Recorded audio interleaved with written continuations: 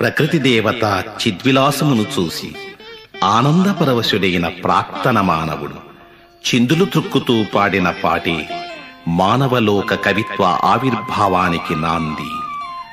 అది అవ్యక్త మధురమైన ఆటపాట.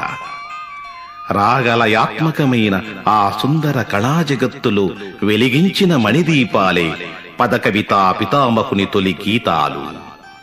ఆ దేశి కవితలు తెలుగు ఉద్యానాల విరిసిన సిరిమల్లెలు.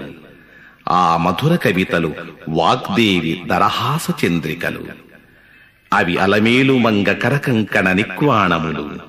అవి వెంకటపతి చరణ మంజీర నినాదములు. కొండలరాయని కొలువుకు సాగే భక్తజన బృందాలు. వారి తలలపై మూటలున్న వారి తలపులలో గుడి కట్టుకొన్నది తిరుమల దేవుడే. సతులతో సుతులతో బంధుజన పరివారాలతో కొండలెక్కే వారి గుండె లోతులలో ప్రతిధ్వనించేది ఏడుకొండలవాడ వెంకటరమణ గోవింద గోవింద, ఆపద ముక్కలవాడ అడుగడుగు దండాలవాడ గోవింద గోవింద, వడ్డీ కాసులవాడ వెంకటరమణ గోవింద గోవింద.